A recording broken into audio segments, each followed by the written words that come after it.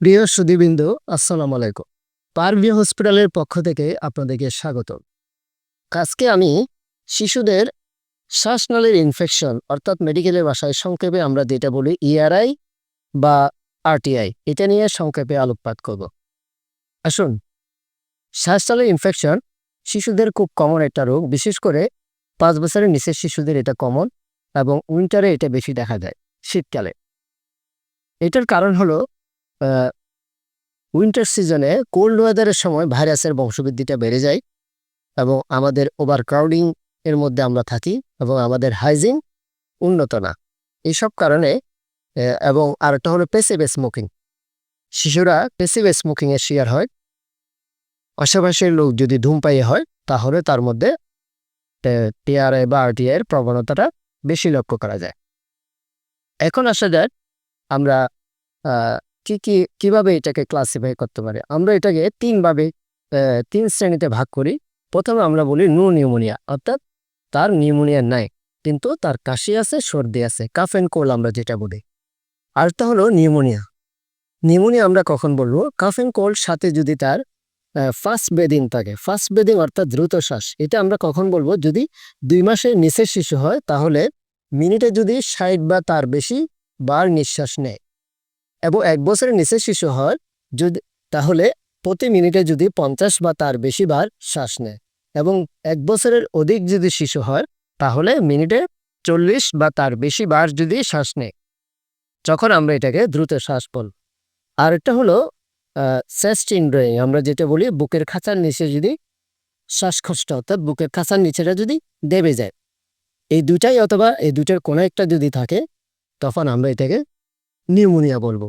আর একটা বলে severe pneumonia অর্থাৎ মারাত্মক নিউমোনিয়া। এটা কখন বলবো? যদি আমরা দেখি যে তার ফাস্ট ব্রিদিং আছে, সাথে চেস্ট ইনড্রয়িং, সাথে তার গলা আওয়াজ করতেছে, যেটা আমরা বলি স্ট্রাইডার ইন কাম চাই। বাচ্চা যখন শান্ত থাকে তখন নিঃশ্বাস নেওয়ার সময় গলা থেকে একটা কর্কশ একটা আওয়াজ হয়, যেটাকে আমরা বলি স্ট্রাইডার ইন কাম চাই। অথবা তার মধ্যে ডেঞ্জার সাইন যদি দেখা যায়। ডেঞ্জার সাইন কি? তার যদি খিঁচুনি হয়, বাচ্চা যদি নিস্তেজ হয়ে যায়, অথবা সে কিছুই খেতে পারছে না, অথবা পারসিস্টেন্ট ভমিটিং হচ্ছে, অথবা তার অক্সিজেন লেভেল কমে গেছে, সেন্ট্রাল সাইনাসিস আমরা যেটা বলি, তার জিহ্বে অথবা ওই আপনার নাকের ডগায় কালচে নীলাভ বর্ণ ধারণ করেছে। এটা আমরা পালস অক্সিমিটার, এরকম একটা ছোট যন্ত্র, এটা দিয়ে আমরা খুব দ্রুত পালস অক্সিমিটার আমরা অক্সিজেন লেভেলটা নির্ধারণ করতে পারি। সেটা যদি আপনার 90-এর নিচে হয় তখন আমরা এটাকে বলি হাইপক্সিয়া বা সায়ানোসিস। তখন বাচ্চাকে আমরা দ্রুত হসপিটালাইজ করব এবং প্রাথমিক ট্রিটমেন্ট দিয়ে প্রাইমারি লেভেলে যদি রোগীটা থাকে তাহলে আমরা হায়ার সেন্টারে রেফার দেব। আচ্ছা, এখন আসো ট্রিটমেন্ট। আমরা কাফ অ্যান্ড কোল্ড থাকলে আমরা কি ট্রিটমেন্ট দেব?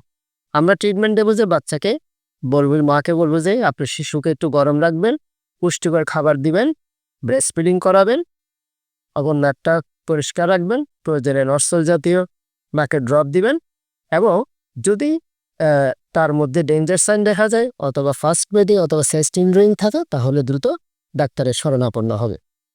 এই পরামর্শ দিয়ে আমরা তাকে ছেড়ে দেব। কিন্তু যদি কাশিরা 14 দিনের বেশি থাকে তখন আমরা, অথবা যদি তার এটা বারবার হয়, যেটা আমরা বলি রিকারেন্ট হুইজিং, সেই ক্ষেত্রে তার মধ্যে কোনো জবকা বা হাঁপানি আছে কিনা সেটা নিরূপণ করার জন্য আমরা বিশেষজ্ঞের কাছে পাঠাবো, চাইল্ড স্পেশালিস্ট অথবা হায়ার সেন্টারে পাঠাবো। আর হলো